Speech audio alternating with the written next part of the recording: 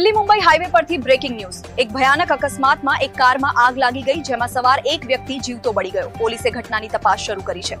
પાદરા નજીક મુંબઈ દિલ્હી એક્સપ્રેસ માર્ગ પર કારમાં ભયંકર આગ લાગવાની ઘટના સામે આવી છે। પ્રાથમિક માહિતી અનુસાર આગ એટલી વિકરાળ હતી કે કારમાં સવાર એક વ્યક્તિ બળીને ખાખ થઈ ગયો હોવાનું જાણવા મળી રહ્યું છે।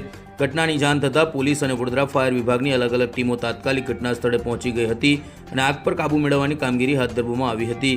હાલ સુધી આગ લાગવાનું ચોક્કસ કારણ સામે આવ્યું નથી, જોકે ઘટના પરથી સામે આવેલા દ્રશ્યો ખૂબ જ ભયાનક હોવાનું જાણવા મળી રહ્યું છે।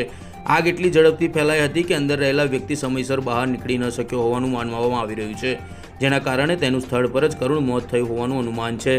પોલીસ દ્વારા સમગ્ર મામલે વધુ તપાસ હાથ ધરવામાં આવી છે। કારમાં કુલ કેટલા લોકો સવાર હતા, કયા કારણોસર લાગી અને ઘટના પાછળનું અન્ય કોઈ કારણ છે કે નહીં તે અંગે તપાસ ચાલુ છે। બીજી તરફ ફાયર વિભાગની ટીમો દ્વારા પણ ટેકનિકલ તપાસ હાથ ધરવામાં આવી છે। મારું નામ સુરેશ વાઘેલા, સબ fire officer, Vadodara fire and emergency service. શું ઘટના બની છે? વડોદરા ફાયર બ્રિગેડને કોલ મળેલો કે દિલ્હી મુંબઈ એક્સપ્રેસ હાઈવે ઉપર એક ગાડીમાં આગ લાગેલ છે અને અંદર એક વ્યક્તિ ફસાયેલ છે।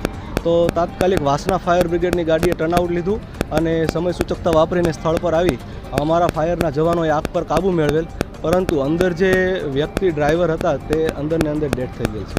ક્યાંના છે સાહેબ, એવું કોઈ જાણવા નથી મળ્યું। અને કઈ પ્રકારના આ તમે આવ્યા તે વખત કયા ઇક્વિપમેન્ટ દ્વારા પાડવામાં ફસાયેલી હતી બોડી કે શું હતું પરિસ્થિતિ? હા, આગ આખી ગાડીમાં આગ લાગી ગયેલી હતી અને જે બોડી હતી તે ત્યાં ફસાઈ ગયેલી હતી। તો સૌથી પહેલાં આગ કંટ્રોલ કરી અને ત્યારબાદ અમારા જવાનોએ બોડીને બહાર કાઢેલ છે। બોડી કઈ આગળ હતી આ કારની અંદર? ડ્રાઇવિંગ સીટ ઉપર જ હતી।